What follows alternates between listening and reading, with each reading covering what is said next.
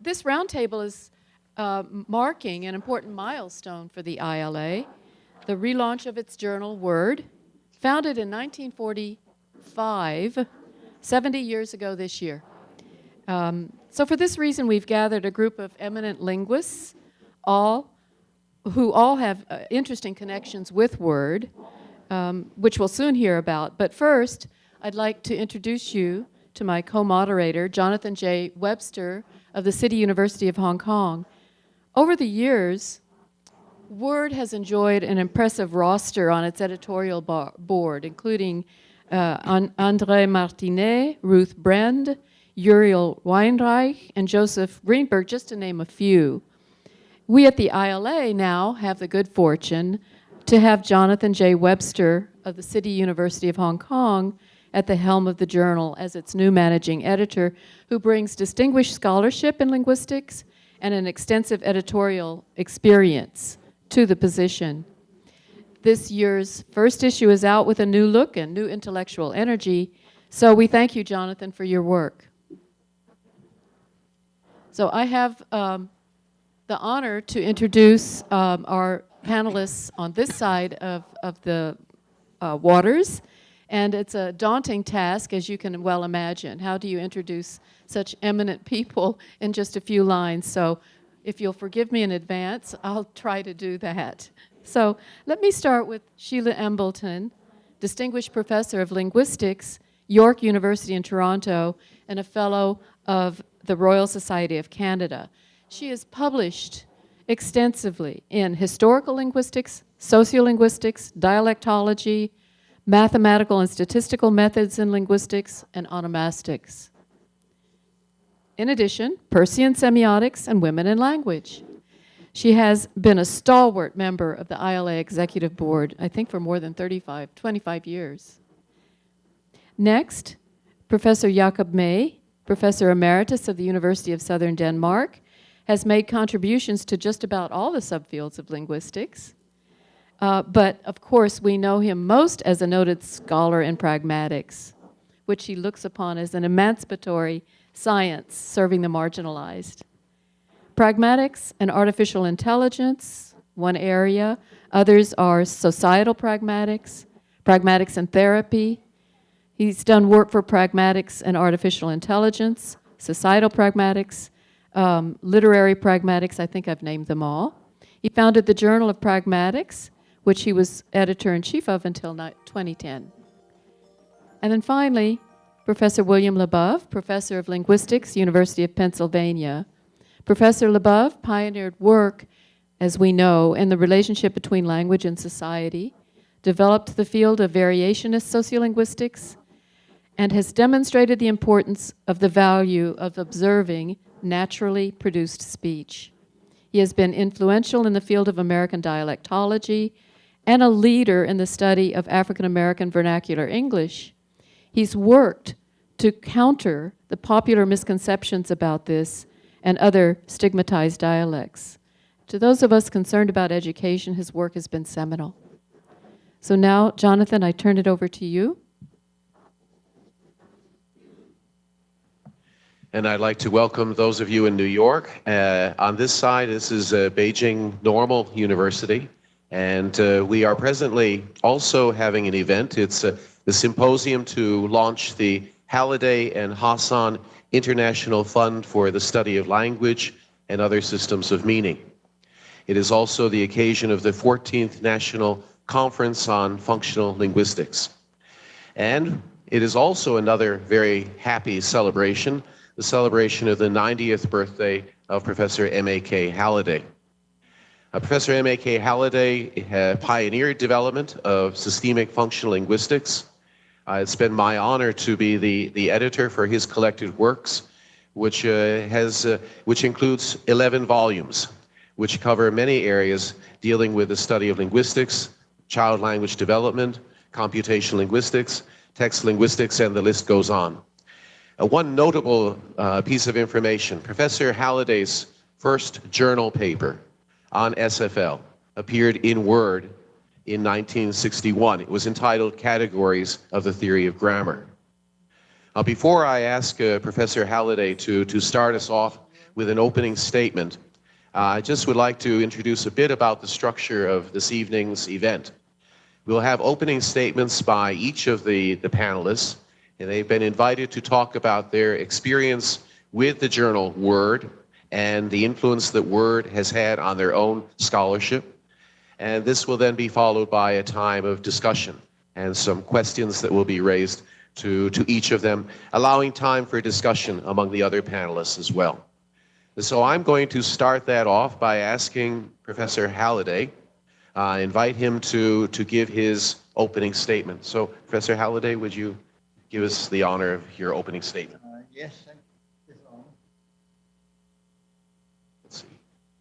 It's on. Okay, get my mic fixed first. Jonathan, thank you very much. Good evening, old colleagues and old friends. Jakob May, William Labov, neither of whom I've seen for a regrettably long time. Sheila, I'm not sure if we ever met before, but it's a great pleasure to be here. It's also for me an occasion that I must start off with an apology on behalf of my wife, Rokeya Hassan. I'm quite intimidated by this because I was relying on her to keep our end up and to have all the things to say which I shall definitely forget. But she does send her apology. She is all right in principle, but unfortunately has a condition which would make it impossible for her to talk without coughing and so on. So she thought it would not be very sensible, not be very helpful to you for her to come and take part at this stage.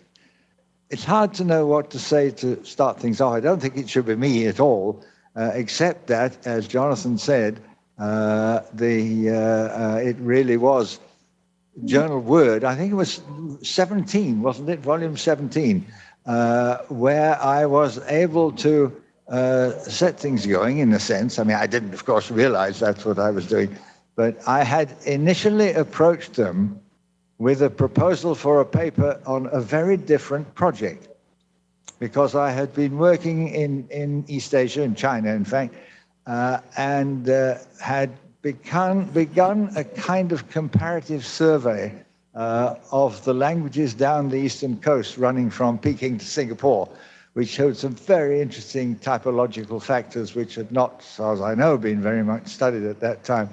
And I had this quite advanced. And then for some reason, I'm not even quite sure I remember, but it doesn't matter. For some reason, I switched and said, would they accept a paper on another topic instead, which they very kindly did. And they dealt with it very expeditiously. And I have to say that that is what enabled anything that I was attempting to do at that stage to become available to anyone who felt like reading it.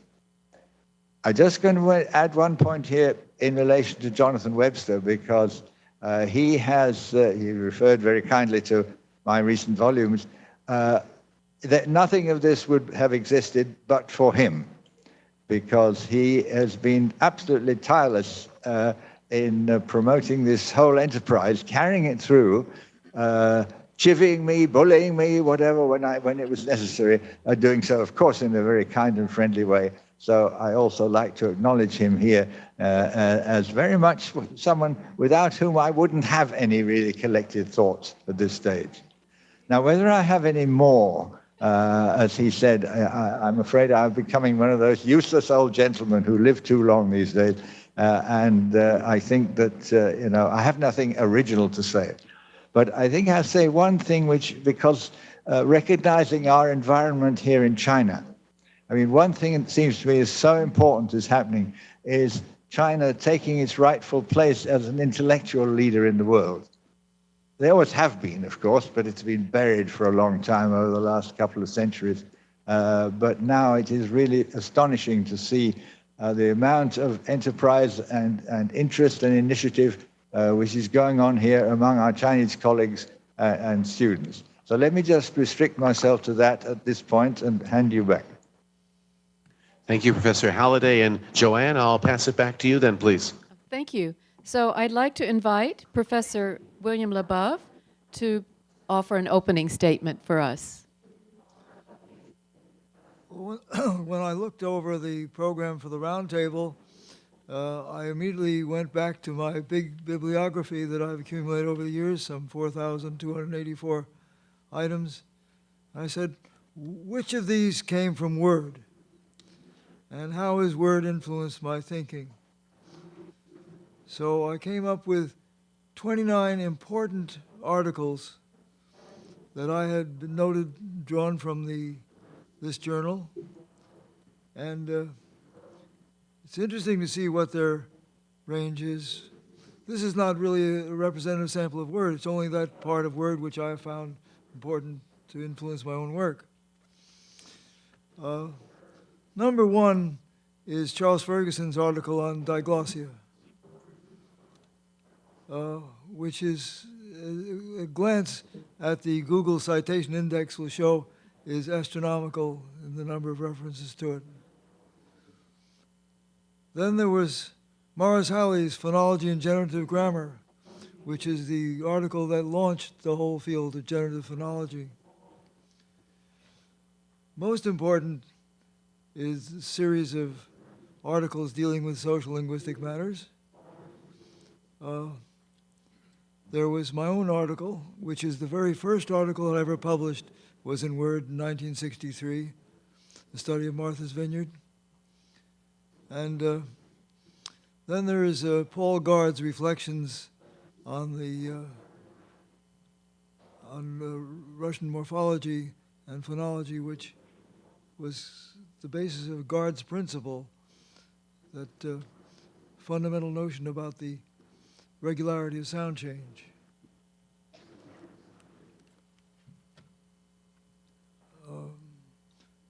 So looking over this list of important articles, I was reflecting on how much I owe to Word and how good it will be to see Word moving in new directions, which is part of our current topic. So let me leave it at that. Thank you. Thank you very much. So we would now like to invite Professor Embleton to make an opening statement for us. Yeah, sure. So talking a bit about my experience with the journal, which has perhaps been different because it's as a review editor and member of the editorial board, as Joanne mentioned, for over 25 years. And I actually stopped doing the review editing work about 2 years ago, and stopped really in quotation marks, because you'd be surprised how long it takes to get things through the system, get publishers to understand that it's now somebody else, and so on. So, of course, in all of this time, I've seen a few editors come and go, and of course many changes at the journal. We used to meet face-to-face as an editorial board, believe it or not. So every 3 or 4 months, fly from Toronto here for the day and then go back. So many changes. Then, of course, we moved to email, but not able to send manuscripts yet by electronic means, and then, of course, to being able to send manuscripts by attachment, but with all kinds of problems always, format always totally messed up, the various symbols, etc. So then, of course, more recently, even that now works, and so it's actually quite surprising, all of what, the changes that you see there, but that just parallels, of course, what's happened in the world of scholarship and teaching over those years. I remember learning all those blue pencil marks to put on manuscripts and so on, totally useless knowledge, of course, which I've now mostly, fortunately, forgotten, so that's good. We used to write our letters of acceptance and so on. But now, of course, the journal in its latest move and its relaunch, now available electronically, and of course the archives are gradually going to be made available and digitized and made available. So, all of these kinds of changes. In terms of influence on my own scholarship, well, I actually had one article in Word before I was on the board and some reviews, but then it didn't seem appropriate after that, of course, to be submitting to Word. So I didn't, as such, publish there, but I think I can say that it had an influence on my career in various ways. Obviously, I learned a lot about the editorial business and dealing with personalities and things like that. But I also, of course, was forced to read lots outside of my immediate field of linguistics. Of course, reading a lot, including a lot of stuff that actually didn't get published. So I think also it just gave, therefore, a huge feeling of the breadth of the field, an appreciation for that, but also an appreciation for the kinds of different conditions that different scholars in different parts of the world work in. We get many manuscripts from all over the world, and you realize what people are doing without very good facilities at all. And so, as an editor, you think, well, you should have referred to this and whatever, revise the article to take account of, something that came out last week. And, you realize that they can't. You have to then provide as well some of those kinds of things. So it's quite interesting just to see the kinds of conditions around the world in which people are doing linguistics and having good ideas that they have some difficulty sometimes in bringing forward just because of conditions. So I think that's affected, I'm not sure about my career, but it's affected perhaps my worldview at least. Thank you, Professor. Thank you. Oh, this is not working now. Sorry. Thank you, Professor Embleton. Sorry. So now we invite Professor Jacob M.A.K, to offer his opening statement. Well, I must confess as an opening statement that I really feel that I do not belong here because I'm not a subscriber to Word. I've never been. We'll change that. Right, and I've never been a member of the ILA. We'll change that too. Very good. But I have a sort of a sideways connection to this journal and to the ILA because I was a doctoral student of Louis Hjelmslev in Copenhagen in the 50s. And as such, I was made familiar with the fact that something existed which was called Word, and something existed which was called the Linguistic Circle of New York. And of course, at the time, there was the Linguistic Circle of Copenhagen that itself was built on the manner of the Linguistic Circle of Prague. So there was a kind of tradition there. I'll come back to that later. And the tradition was personified, and also the opposition between the different schools in the personages of Roman Jakobson and Louis Hjelmslev. Louis Hjelmslev was my advisor, and I was the only one he ever had, actually. At one point, he sort of intruded into my life in a funny way. In 55, I think it was, in the spring of 55, Hjelmslev came into the lecture room carrying a sheaf of papers, and he started to hand out things to the students. And we all thought it was an assignment, but it was not. It was an off-print. And the off-print was an article that Hjelmslev had written for Word. And it also happened to be, tragically, his last published work. It's called La Stratification du langage, published in Word 10, page 163 to 188. And this was actually quite unusual for a professor to come into the lecture room with his own off-prints and give it to students, not colleagues. We were quite impressed, and we didn't quite know what to make of it, and we didn't really do anything about it. I read the article, and it was interesting. I was away on scholarships the next semester, and I never was into discussing it with Hjelmslev or the circle. So that was it.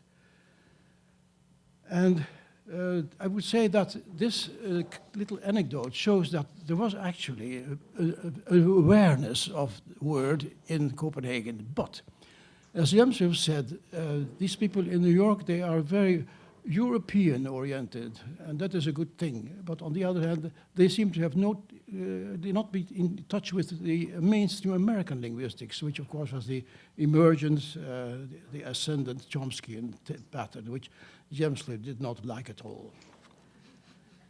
So I think that there's another story here, we'll come to a bit later, how Hjelmslev and Jakobson interacted in this matter, and the ways that they sort of between them, they exchanged compliments and barbs and things like that, and I was witness to all this. And this is why I think I am sort of amazingly enough invited to this roundtable, and I feel like I'm being grandfathered here. And as a grandfather, you're supposed to tell stories, which is what I'm going to do. Thank you very much. So now I turn it over to Professor Webster.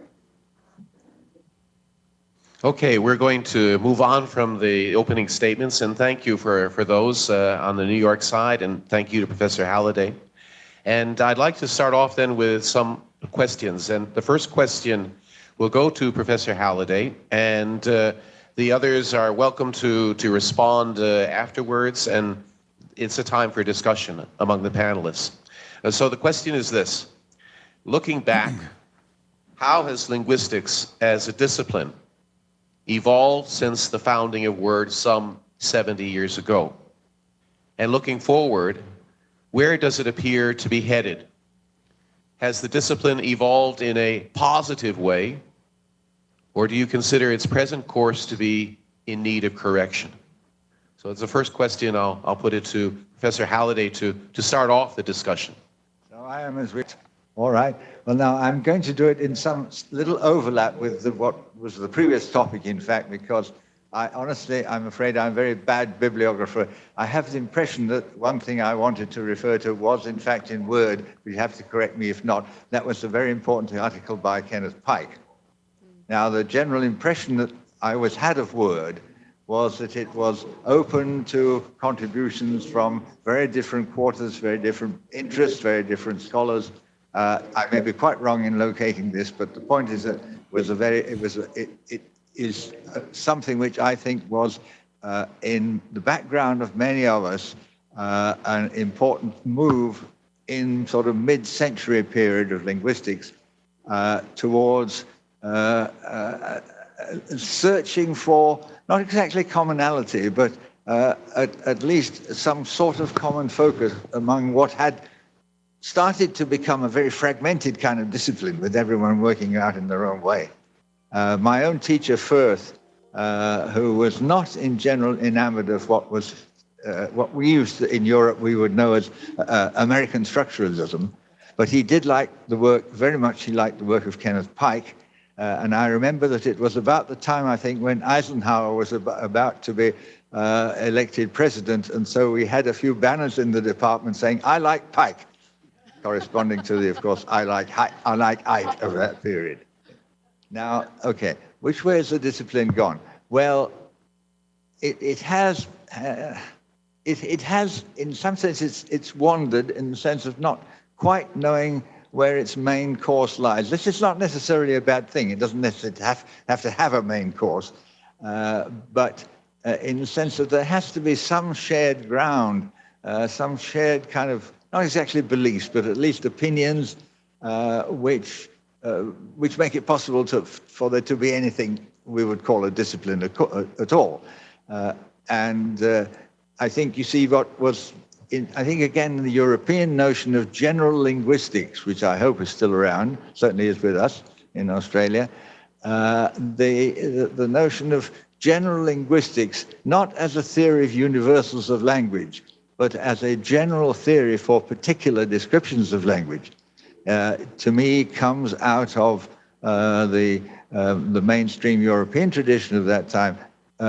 And in a way, it kind of, I think it complemented, of course, people always fight when they get a chance, but you don't need to fight about it. I think in a sense it complemented, how shall I say, the more perspective that we got from Chomsky, which related linguistics to philosophy and logic rather than to the rest of science. And I think our approach was much more, and this is what I want to say now, in a sense, looking for shared interests with other totally different branches of science. Now, I think I'm still within the question, because what I really want to say is this: okay, now, has the direction changed from this? Yes, I think it has important ways, because we are now seeing around our colleagues in physics, in biology, obviously neurophysics, but not just that. We are seeing an interest in what they are referring to as a general theory of information.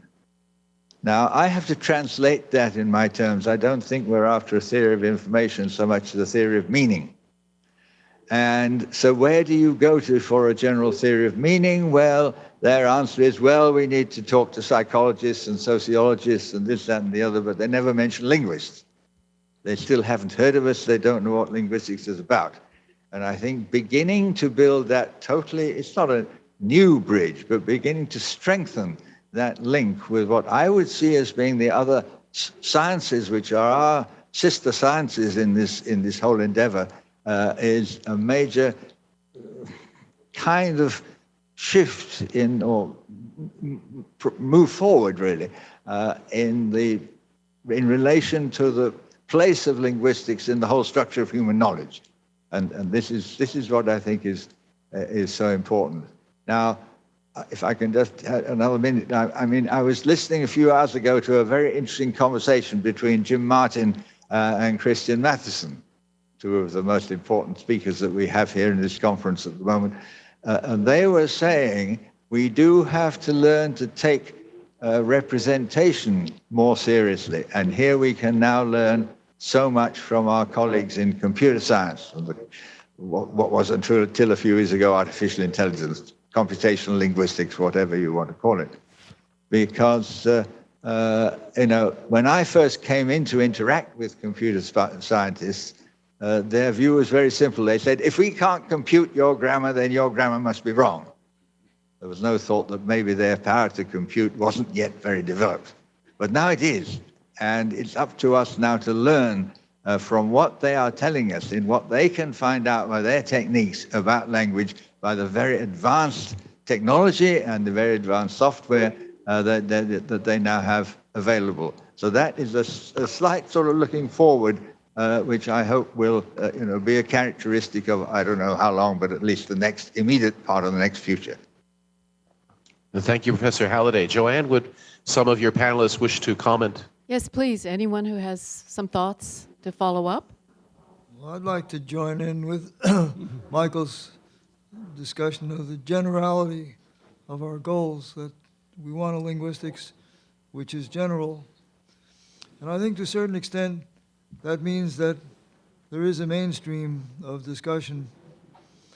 And I would refer to a couple of the articles in my list of 9 important ones in Word that dealt with structural dialectology. The article of Weinreich, Is a Structural Dialectology Possible?, was directed at the work of André Martinet. Now we're dealing with 2 important figures in the history of Word. And Martinet's article on structure, function, and sound change was one of the important articles in Word that oriented my thinking. And for years I have been trying to apply Martinet's thinking to the study of large-scale language change across all of North America in our Atlas of North American English. But I find that the article itself does not resonate with most young American linguists because of Martinet's hostility to generative grammar, which created division between him and many of the young people who are working in the field. Weinreich, another central figure in the history of Word, thought this through carefully and came to the conclusion that it was important to rethink and state his position in terms that are intelligible in generative terms, and to be sure the students are aware of what generative phonology and syntax has to say. Now, the main concept of a mainstream is really subtle and difficult. We might say that it can be opposed to the notion of generality of grammar, generality of historical linguistics. But I think that the ability to open your mind to the theoretical position in other fields is central to the goals that were originally laid out by Weinreich, and it's a direction I'd like to see follow.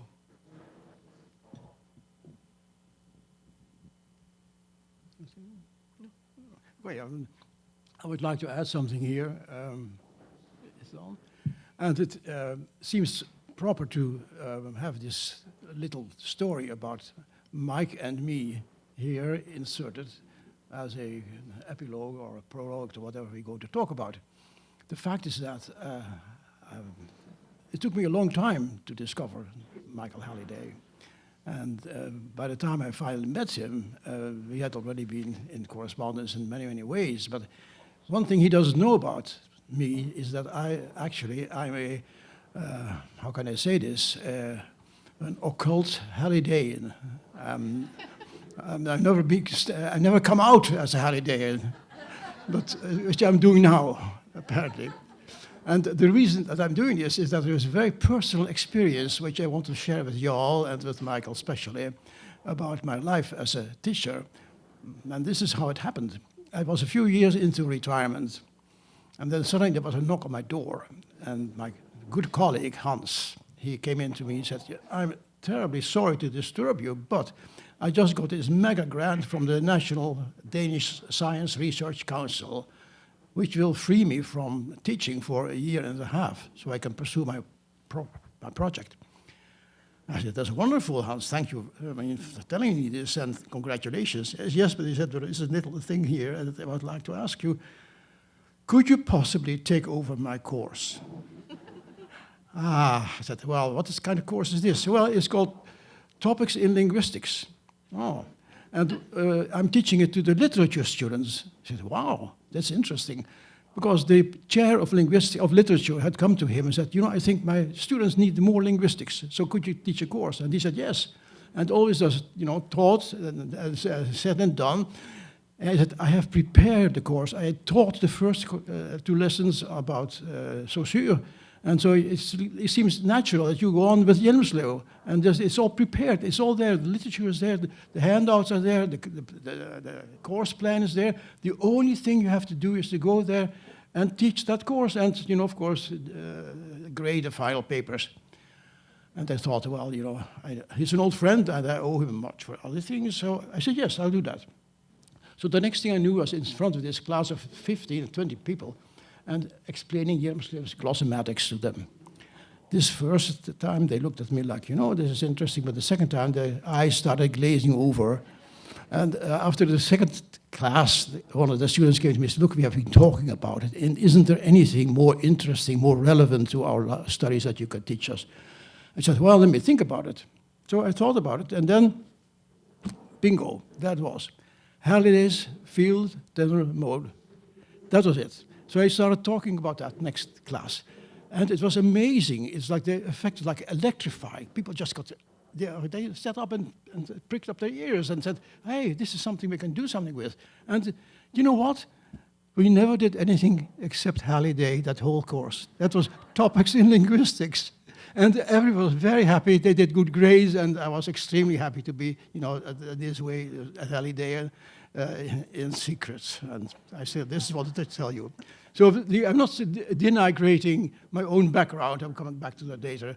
But I think that given the occasion of this roundtable and the revolving years that Homer talks about, the number 90, it seems fit to mention this as a tribute to Michael. Thank you so much, Michael. Thank you. Sheila, did you want to add? No, it's okay. Well, let's continue with Professor May with another question, which really is a follow-up from what Professor Labov was talking about in terms of mainstream linguistics. And the question is, what is mainstream linguistics? And how should word be positioned? Yes, vis-a-vis mainstream linguistics. Well, I have to say, a very, how can I say, unorthodox statement. I would say there is no such thing as mainstream linguistics. There are many directions in linguistics that claim to be mainstream, but I think if you look at it from the top, and also in the perspective of the years, there has never been anything that was mainstream at any time that would continue to be mainstream. Let me give you an example. My own history as a linguist. It started out as a very simple assignment. I was going to take a degree in Dutch literature to be able to teach that. And after a while, it turned out that was not the thing that I wanted to do.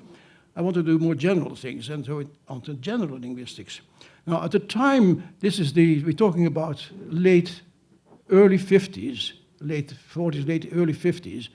The mainstream, if you can call it that, the linguistics I was familiar with, that everybody respected, was historical linguistics. That was the study of languages in historical perspective. Where do they come from? How they are related genetically? And this was, of course, the heyday, the post-heyday of the German-influenced and also American people like Bob and later the Leipzig school, and then, of course, Whitney in America.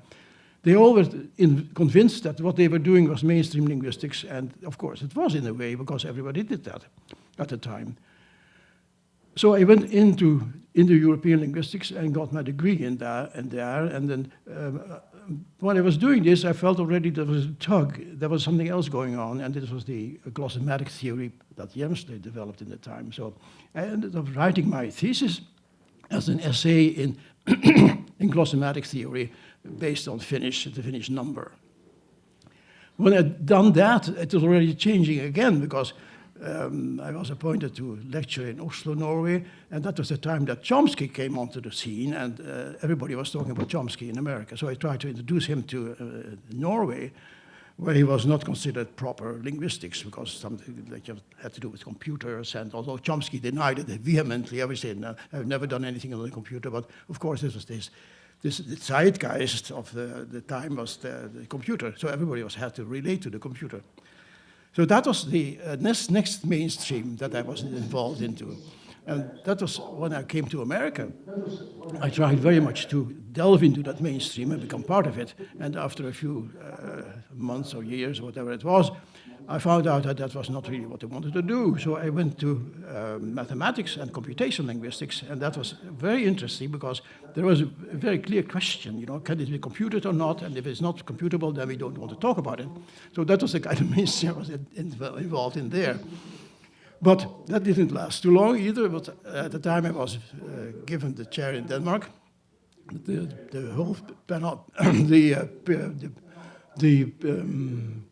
atmosphere has changed again, and this was the time when social or societally oriented linguistics came to the fore, and then I became a Marxist. I did Marxist linguistics for a long time, which of course was politically not the correct thing to do because the Marxism was already on the wane. So what I found out in 1977, around my 50th birthday, I was wondering about what I was going to do with the rest of my life.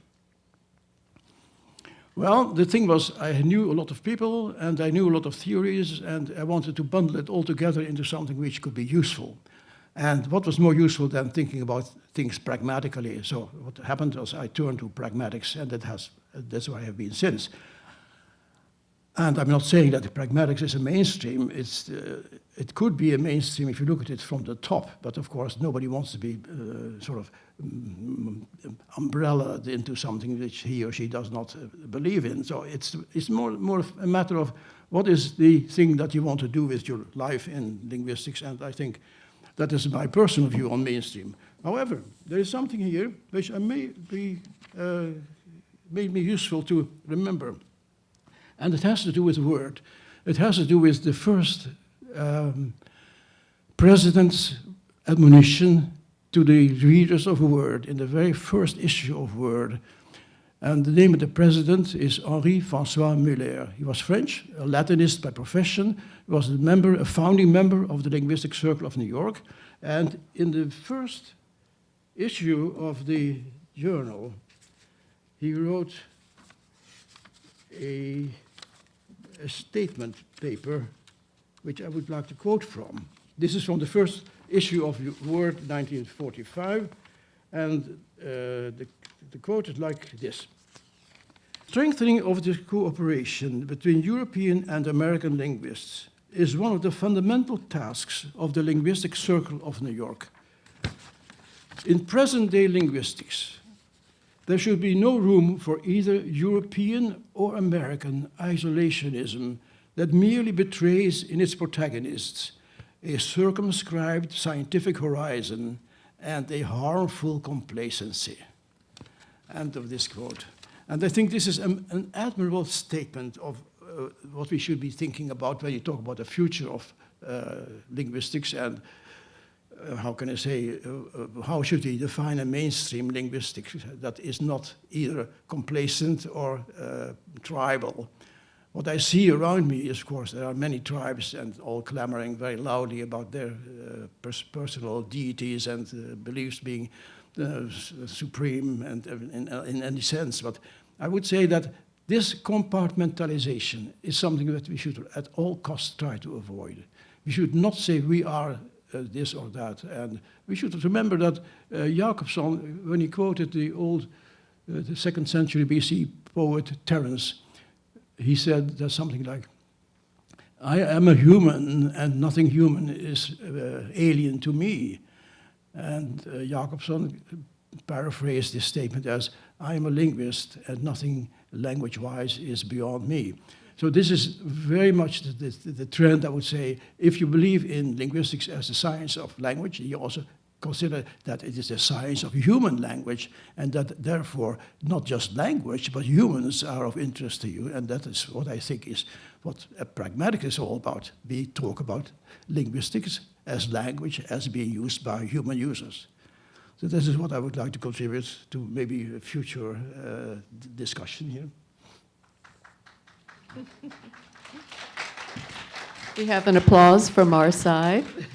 So any other thoughts from this side? Well, just say something about mainstream. I'll come back to it probably later, but whenever you have something that's mainstream, or you try to have something that's mainstream, it's exclusionary, because then what's the other? I mean, it's presumably not mainstream, or maybe it's not linguistics. I mean, what is then the other? And it's exclusionary, and that is probably inherently dangerous, because where are the new ideas going to come from if you are putting boundaries and defining that only this somehow counts, or only this is important? These days it could be very important in terms of granting, for example, or getting positions. And so where are the new ideas going to come from if you have a narrow definition of what counts?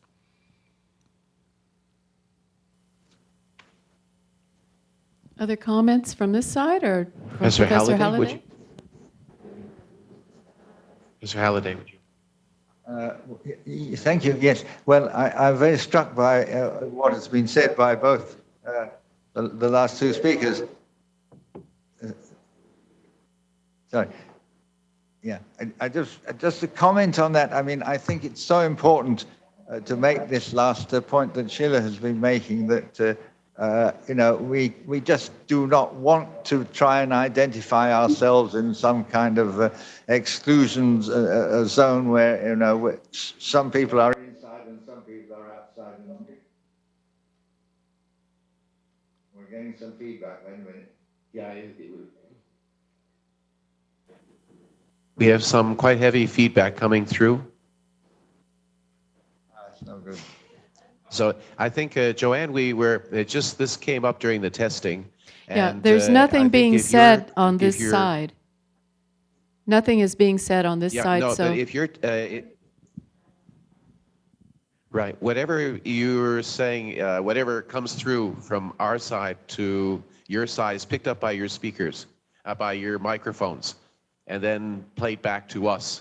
So if your side could turn down the sound when we're talking on your side, that would help. I think your technician knows what I'm talking about. That's better. Is that okay? They won't have sound. So go ahead. They won't. They will hear us. Oh, they'll hear us. All right. Okay. Sorry about that. Yeah. No, I was just picking up on what Sheila had said, and also Jakob before, but how important it is to avoid this tendency that, you know, because people like controversy and sensation and so forth, so, and they like to identify themselves, I'm one of these and they're not, whatever. And we have to avoid that kind of thing. It has been a problem with linguistics over the years, fragmentation by which people have liked to identify themselves with one view, one standpoint, and they can't see that that does not necessarily mean that you are opposed to everyone else. Now, I think that there's a more general point here, though, it seems to me, which is the question of the notion of disciplines and the nature of human knowledge as the disciplinarity of human knowledge.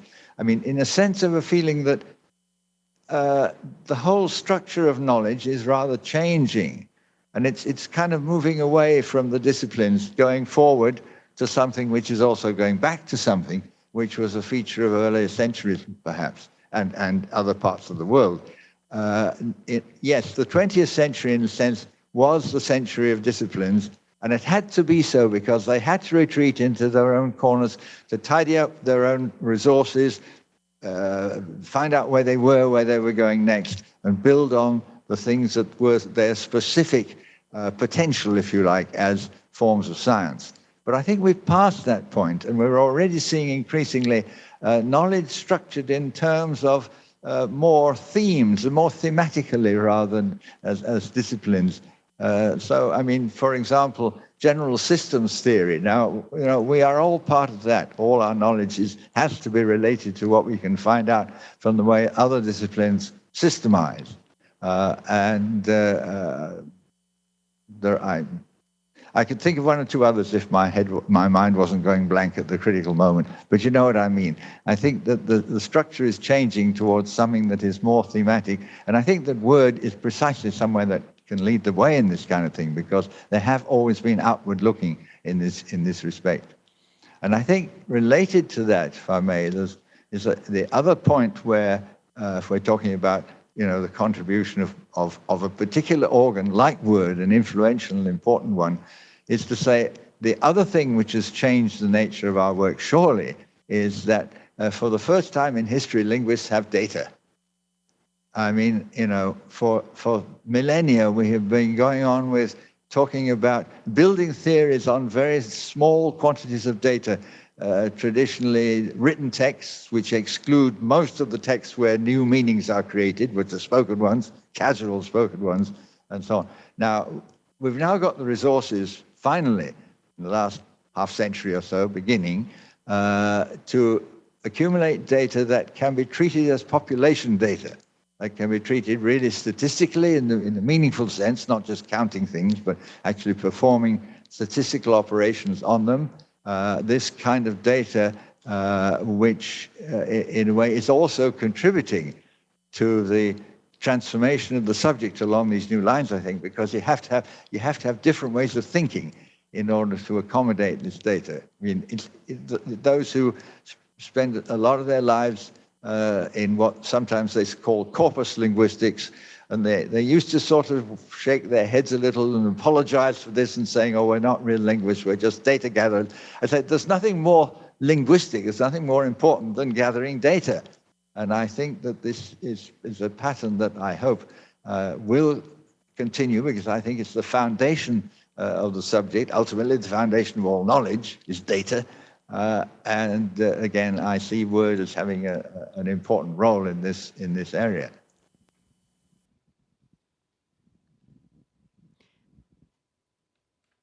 So we'll turn it over to this side then. Thank you. Continue with asking Professor Labov to address the following question. Should word serve as the agent for change in the discipline? If so, then how best to position the journal to play a leading role in setting the direction for change in linguistics? Well, this question has an overtone that the task of a journal is to tell other people what to do. And I'm against that. I think that what we want to do is to develop methods, learn from each other, and produce results that people will follow.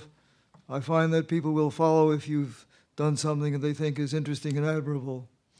Now, I'm speaking here as an editor of 2 journals.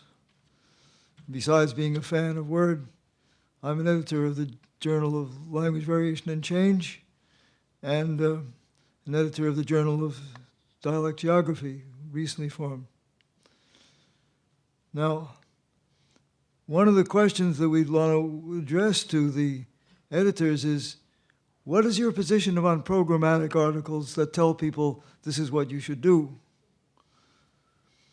LVC is against it. I'm not so sure that there aren't room for survey articles a little more general than our recent trend to report scientific, exactly in the spirit that Michael was referring to. statistical analysis of large bodies of material. Now, going back to the original article that I wrote on my work in Martha's Vineyard, that seemed to have set a model that many people have followed. And today, this field of language variation and change is quite broad. It's in the 44th year of N-Wave. And whatever that field is going to accomplish and accomplish in the future, it doesn't need protection.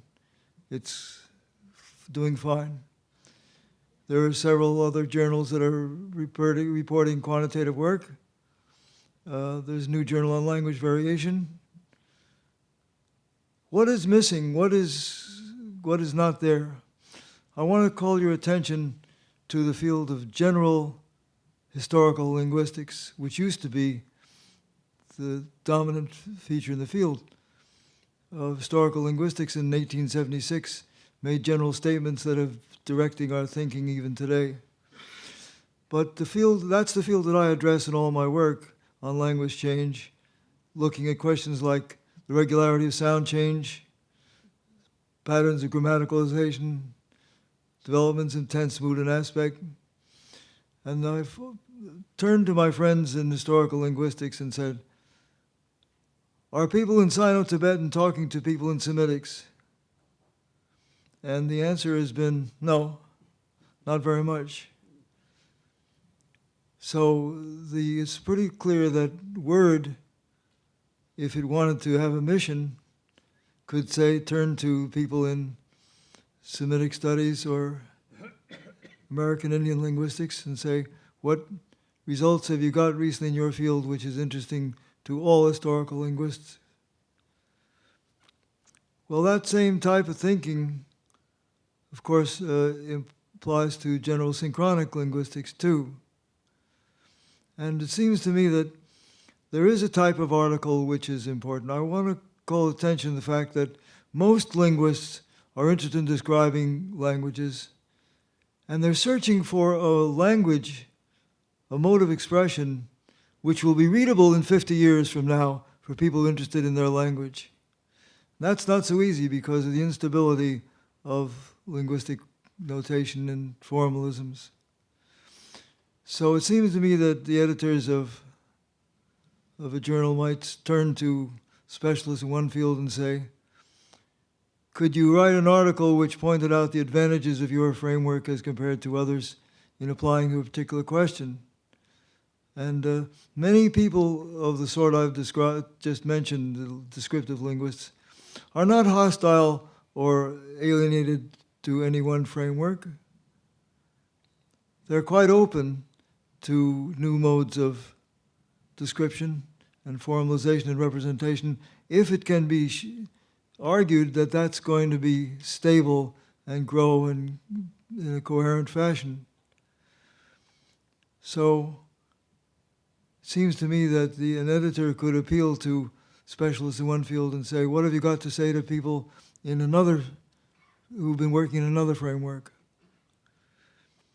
Now looking at the word 61.1, which just appeared, I find there's really quite interesting developments.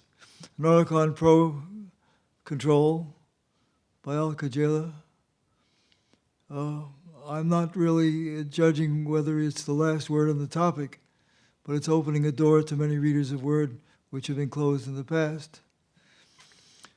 But one domain in which a journal can make progress in this respect, that is the communication across specialists, is book reviews. We don't have any book reviews in language variation and change. I regret that. We are confined to reports of research, original and innovative research, but we don't have book reviews. But the book reviews in language are one of the major forces, and I think that the book reviews in Word are indeed a very promising avenue for this type of development. I noted that there's a review of Ann Cutler's book on native listeners, and I turned to it with great attention and learned a lot from reading it, because she's a specialist who is addressing herself to the field as a whole. No, I don't think that any journal should try to turn the field in a new direction. People will follow if the work is good enough, but they can open a field for discussion, exactly the spirit that Michael Halliday was just speaking of, spirit of communicating to all linguists interested in language, and the domain for general linguistics, it seems to me, is the domain of word. Thank you very much. Any follow-up from colleagues? I would like to add something.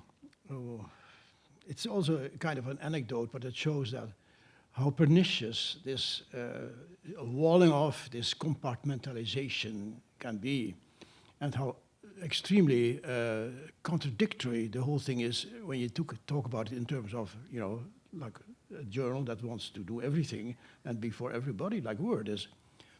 So this is the story, and it has to do with the same article I referred to before, the Jemslew's stratification article. It so happened that I was in 1963, I was at a conference, a seminar on computational linguistics. It was held in Santa Monica at the Rand Corporation. And one of the protagonists there was Sidney Lamb, who used this as a podium to divulge his new theory of stratificational grammar. And I listened to him explaining this theory, and I thought, this is strange, you know, he never mentions anything about Hjelmslew, although this article in Word had appeared about 10 years earlier, in '54. So I took all my courage and went up to Sid's office and said, look, I'm a student of Hjelmslew's, and you may know that he has written this article in 1954 in Word called The Stratification of Language. And Sid was, was completely blank. He said he had never heard of either Hjelmslew or stratification. And he said, well, it's published in Word. Word, you said. Well, what's that? So this situation is typical. He was an article published in an American linguistic journal, and a prominent American linguist had not any idea that this article had been published, although it treated with almost literally of the same subject, that his theory was all about stratification. And that kind of thing sort of put me thinking that Muller was right when he said that the biggest danger for us is now that we not talk to each other, we don't listen, we don't read each other's stuff, and so on. And this is also the case that although Hjelmslew published in Word in 1954, this was, as far as I can see, the only time he interacted with Word. There's no other record on that Hjelmslew published anything there. And another thing is that Word for us was like personified in the person of Roman Jakobson and his crew of New York. And that was always a bit of a touchy subject to touch upon, because Hjelmslew and Jakobson were friends. And Jakobson owed Hjelmslew his life, in a way, because Hjelmslew was material in getting him out of the East, German and Czechoslovakia, and bringing him to Copenhagen. And that was a way station to where he was going to, first to Norway, and then to Sweden, and finally got to the United States. So there was a great debt of gratitude, and Roman was always very generous with this.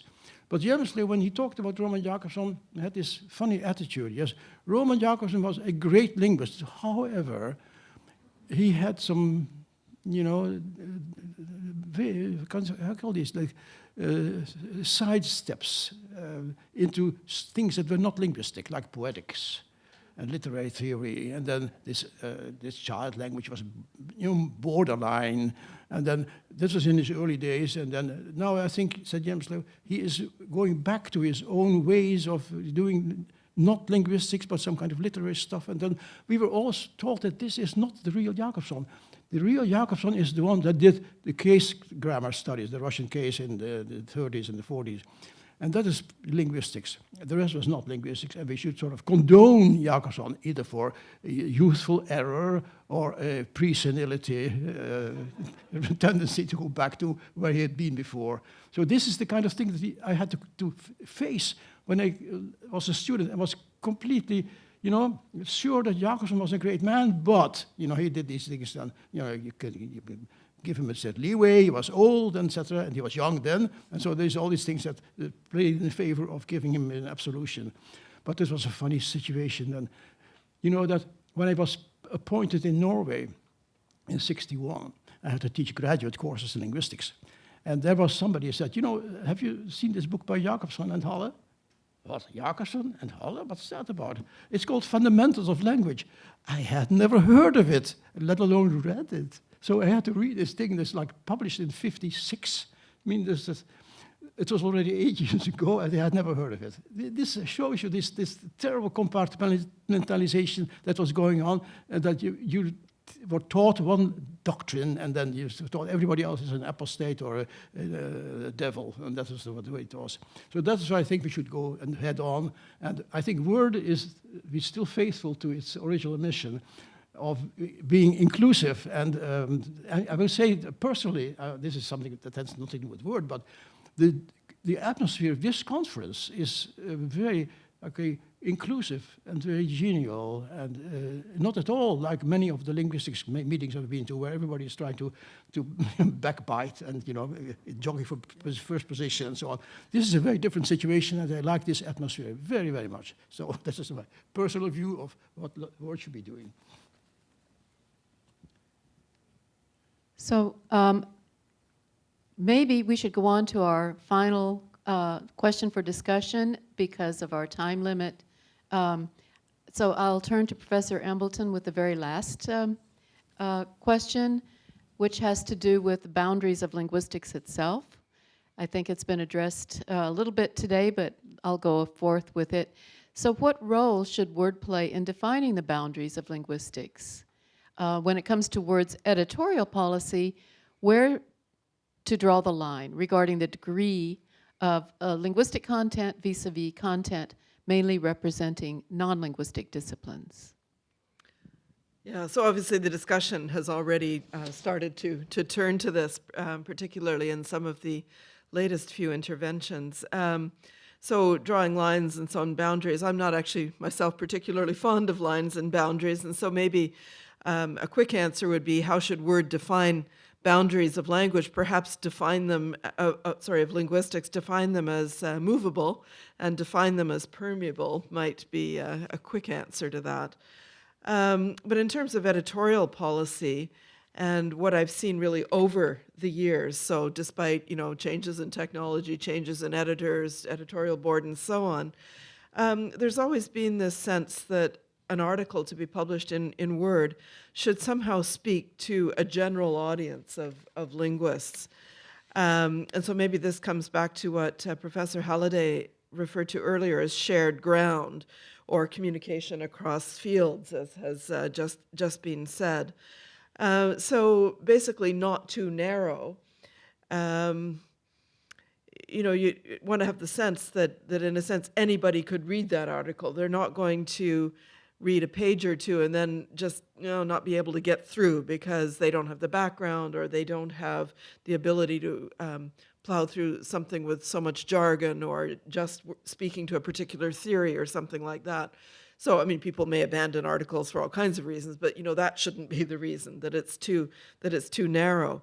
But of course, on the other side, it does have to have some linguistics, however we want to define that, or else we are actually the wrong journal. And once in a while, of course, we do get articles which just simply we feel, all of us independently on the board, it is the wrong journal. So I guess you could also say, from a pretty narrow point of view, that if an article is too narrow, or we repeatedly publish articles that are too narrow or that aren't with enough linguistics, you'll lose your readership in the end. We want people to have a reason to keep subscribing, to keep buying the journal. So this notion of shared is also about the readability of an article, that it should be relatively jargon-free, as I've alluded to already.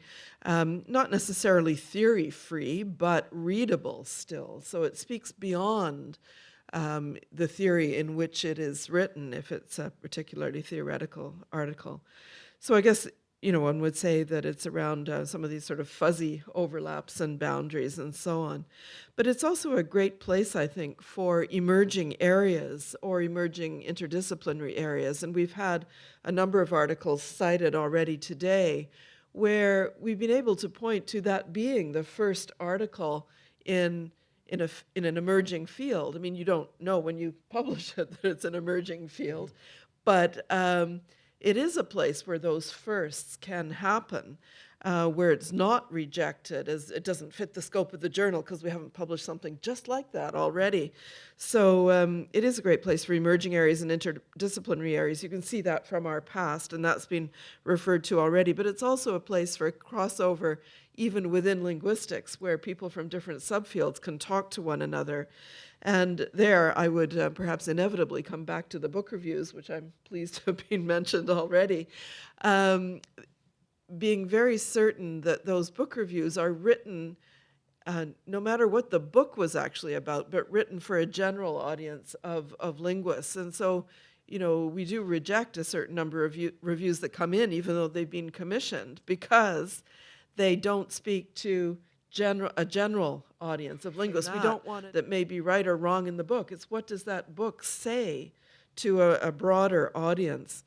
And leaving the reviews, going back to articles, even just a week ago, we had there was a query actually somewhere else, and because I'm on the board at Word, about an emerging area, and it was in fact a graduate student doing some work at a prestigious university in the US, and she just didn't have a place to put this particular article because she tried all the main journals in the fields that article related to, and they all rejected even the notion of the paper because it wasn't enough about that particular field. And so if you're crossing 3 or 4 fields, where do you go? Because any one of those fields in a specialized journal will say it's not enough about this. And so I've suggested that she submit it to Word. Of course, I don't know her, I don't know the work, I don't know the paper, it may not even be ready. But, that's the kind of thing where I think Word can really make a difference in being a place for that type of work to go. So it will still get, of course, a very thorough review. It's not, I don't want to give the impression, anything goes. But it is where we're looking for papers that do cross the boundaries, but also speak to a general audience, no matter how they speak. I mean, there could be different ways, but it is about that general audience. So thank you. Given our time limit, I'm wondering, Professor Webster, if you think we could ask Professor Halliday to finalize or to respond to this, and then we'll let you take the baton to give a summary. Okay. All right. Professor Halliday? Yes, thank you. Thank you very much for that last intervention. I mean, it is so, it's great. I mean, but I would hate to be an editor.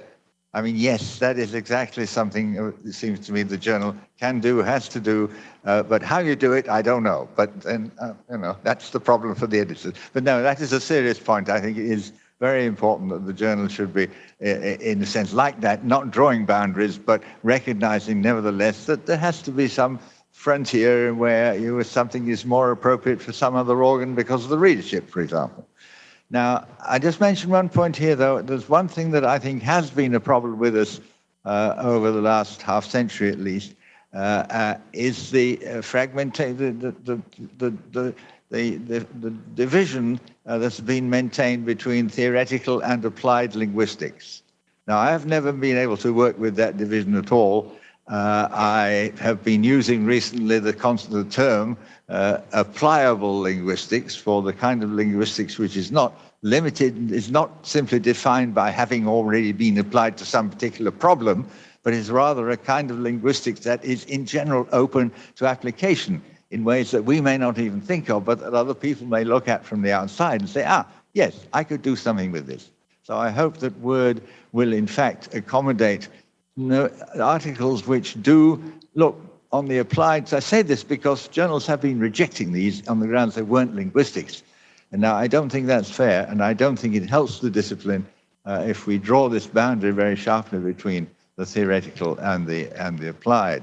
I can't resist, if I may, and I'll be very quick about this. Somebody at the beginning mentioned the word useful, so it's a useful linguistics that we need. It is one that is ready to engage with. Again, it's a broader project. We try to do this in linguistics in terms of what was classically simply the notion of paradigm, but it's the notion of language as choice. And how do we represent this, and how do we get this into mainstream thinking about language? I know time is short, so let me have one more sentence. It says, thanks to Bill Labov for what he did all this time in history. It was a fantastic contribution to our understanding of language. When I opened the new department at Sydney, 1975, the first thing I said is, I want a variationist, and I never regretted it. So thank you very much, Bill, and sorry, I won't go on. So, Joanne, I just would like to really say how much we have appreciated the contribution of all these panelists. I've sat here rather awestruck by the eminent linguists that have been represented here.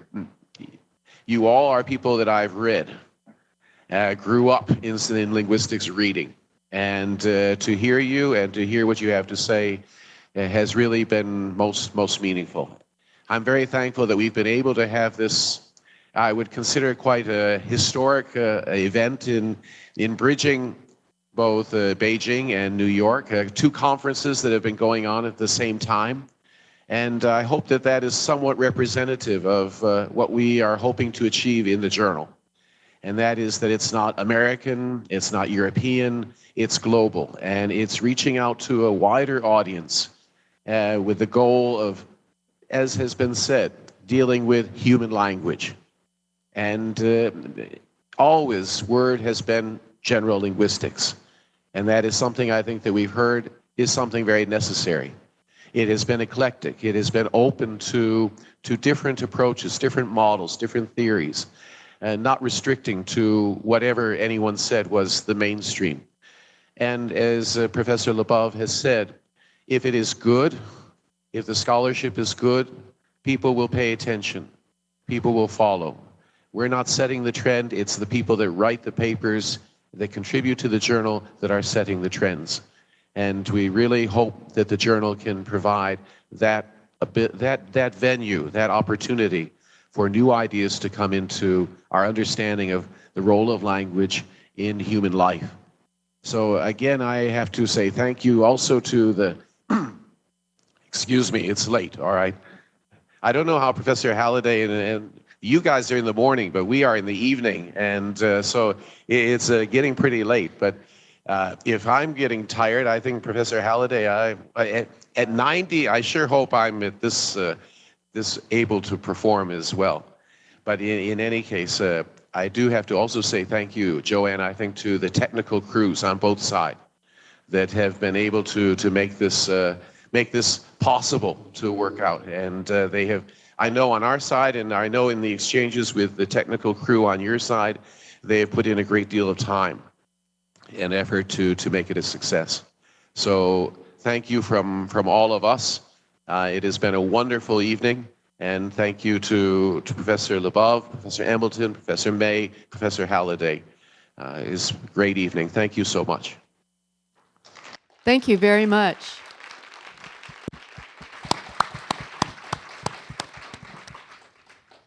Thank you, Jonathan, and thank you, Professor Halliday, and thank all of you. We know our assignment now, so let's see what we can do with Word, and we'd love to see new subscribers. So, friends in the audience, And one on the panel. And maybe two. We'll see. We'll talk to our colleagues here about subscribing, becoming a member of the ILA. Thank you all again. We really appreciate your time. Thanks for giving me that copy of Word.